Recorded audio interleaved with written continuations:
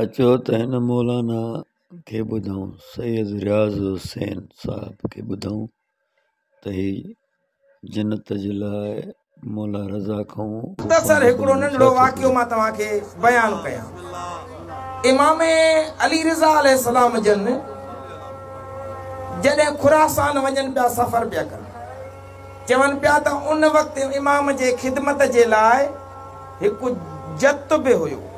अच्छा, जत हिन वक़्त असां ज़ात जे तौर ते चयो वञे, उन ज़माने में जत चवंदा हुया उनखे जेको उठ किराए ते ॾे या उठ चारे।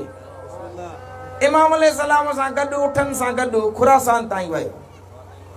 अहल बैत सां मोहबत हुयसि, अहल बैत जो आशिक़ हुयो। उते जो पहुतो त इमाम खे दरख़्वास्त कई मोकिलाइण जे वक़्तु, के मौला मांखे को रुको, को परचो निजातनामो लिखी ॾियो, जेको मां वञा पंहिंजे क़बर में खणी वञा। ॻाल्हि सम्झ में अचे थी अलाए न? माना ॿियनि लफ़्ज़नि में ईअं खणी चवां त इमाम खे चई त मौला मूंखे जन्नत जी टिकेट लिखी ॾियो न। लफ़्ज़ खणी मट सट हुया, पर असल में लालच त असांखे इहा ई आहे न, गुनाहगारनि खे। ॿी कहिड़ी आहे लालच? इमाम अलैहिस्सलाम चयसि छा थो चवे त मां तोखे रुको लिखी ॾियां, मां तोखे परचो लिखी ॾियां। इमाम चयसि परचे जी ज़रूरत न आहे, हिकु नसीहत थो कयां। अठे इमाम पंहिंजे मुहिब खे चयो, जेको उठ ते हेॾे होॾे वेंदो हुयो, चई हिकु नसीहत थो कयां, इहा हिन रुके खां वधीक आहे।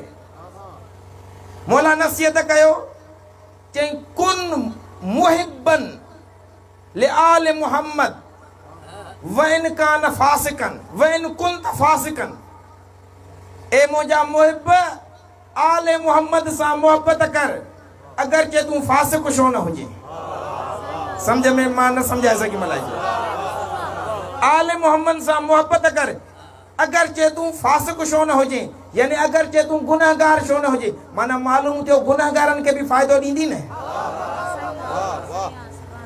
अगरचे तूं गुनाहगार छो न हुजे, पोइ चयईं त कुन मुहिबन लिमुहिब्बीहिम, तूं अहल बैत जे आल जे मुहिबन सां बि मोहब्बत कंदो कर, चाहे उहे गुनाहगार छो न हुजनि।